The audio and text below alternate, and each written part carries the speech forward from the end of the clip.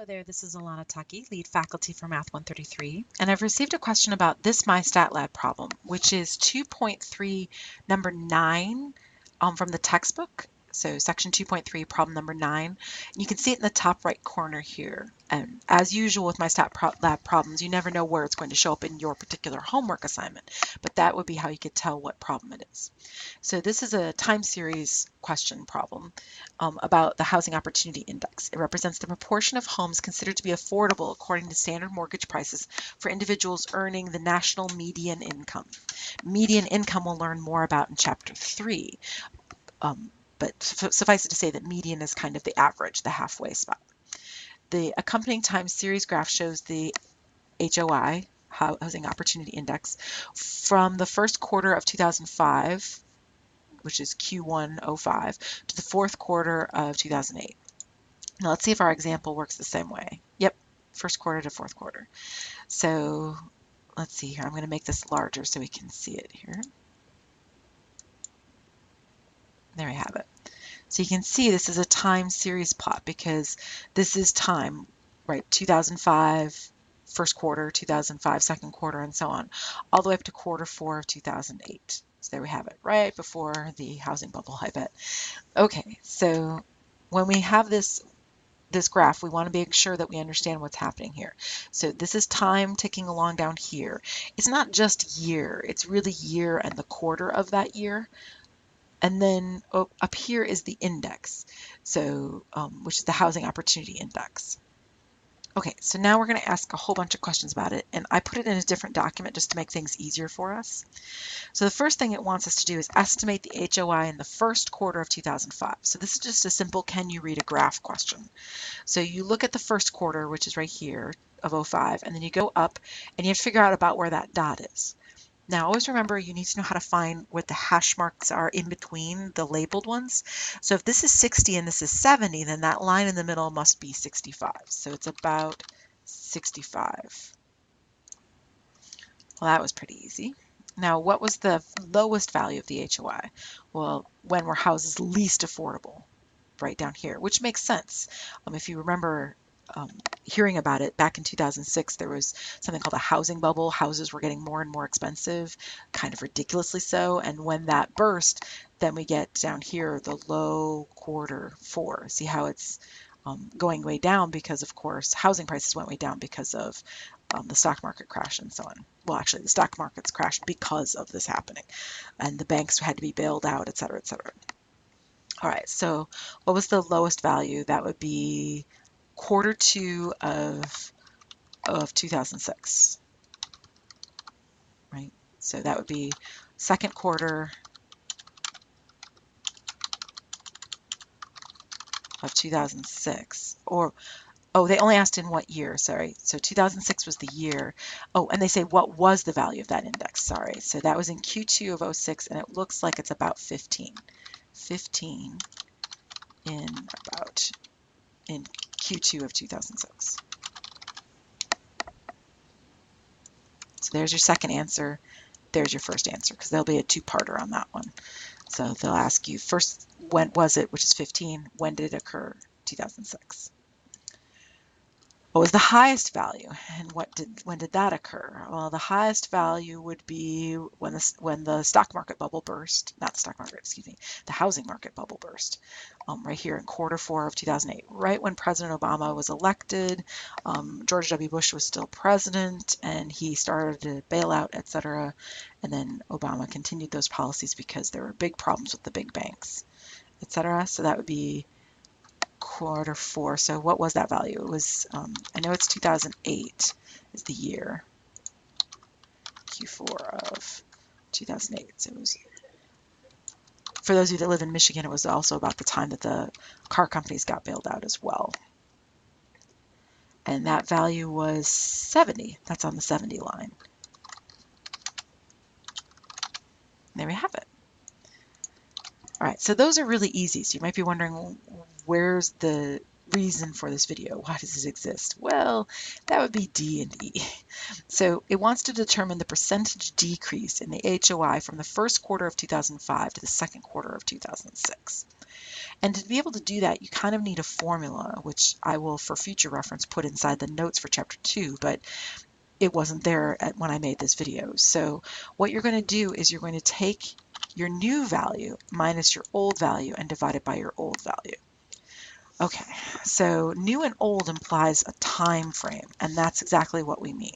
So I have to look at this, and it's saying the first quarter of 2005 to the second quarter of 2006. So first quarter of 2005 is up here. So that's 65. That's an old value in time, right? It's the past value. And then second quarter of 2006 is right here, which is that low, low number, which is 15. So that's the new one because it's newer in time. It's later in time. So if you like, what you can say is the later value minus the earlier value.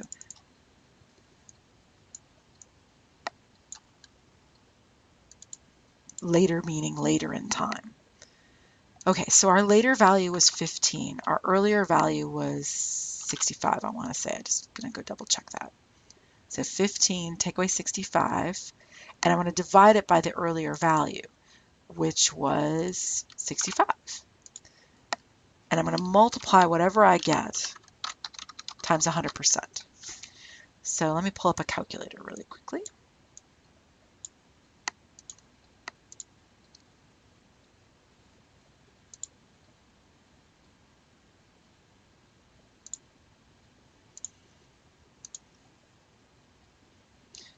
Here we have it. So I want to take the later value of 15. I want to subtract, 15, take away 65, which gives me negative 50, and divide that by 65, and then multiply that by 100. So that gets me negative 76.9. All right, so let me go put that in there. So it's negative 76.9%. Now, one other thing, when I'm in the calculator, I don't have to do it that way. I can actually do it all at once. So just use parentheses 15, take away 65, close your parentheses, divide it by 65 times 100. You can type it all at once and it'll find it. Also, you could use alpha F1. If you're on a TI-84, you can use this. Alpha, which is the green button, y equals F1 right there. And you can pick number 1, which is numerator over denominator in the fraction menu.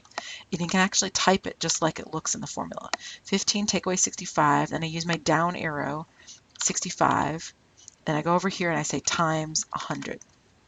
Enter. Now it'll give me a decimal, but I can always convert that decimal with math number 2, or excuse me, give me a fraction. I can convert that to a decimal with that. Or I can change my mode so that it will give me right here under answers, see how it says auto? You can make it do decimal, you can make it do a fractions, all that good stuff. So it's your choice. So that's another way to do it. But that fraction menu that I was just in is only available to TI-84s. So if you have a TI-83, you must do it with the parentheses like I did up here, or you have to do it in the long way, which is multiple steps. Okay, so what does this mean for our answer? So it's a percentage decrease. So the decrease is why it's negative. So the percentage decrease is 76.9%. You ignore the negative. The negative is where you get the decrease from. That's why it's decrease. So the word decrease takes care of the negative sign right here. So you don't have to worry about that negative sign in that front. There we have it. It's a little strange, but that negative is that decrease word. So don't worry about it. Ignore it. Right? And just write this is your answer, 76.9. Now, what about percentage increase from its low value to its high value? Okay, so again, you take the later value. Actually, in this case, it'll be a little bit strange, but we're going to go from high value, because it says from low to high. So we're going to start with the low value and go up to the high value because it was an increase from low to high. So I'm going to take the high value minus the low value and divide it by the low value. Okay, so I have to go back and look at the graph. The high value is here at 75, the low value is here at 15. So I need to take 75, take away 15, and divide that by 15. I'm going to multiply it by 100%. So I need to go grab the calculator to do this. And I'm going to use the parentheses method. So I'm going to take 75, take away 15, close my parentheses because that closes that numerator, divide it by 15, and then multiply it by 100 for the percentage. And I get 400%, which is very, very large, of course. And that's the answer.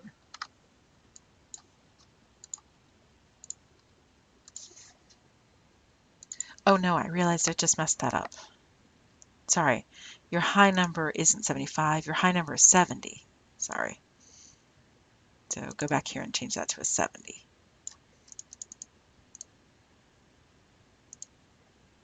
There we have it.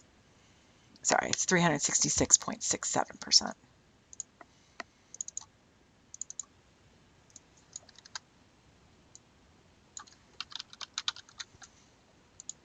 Roughly.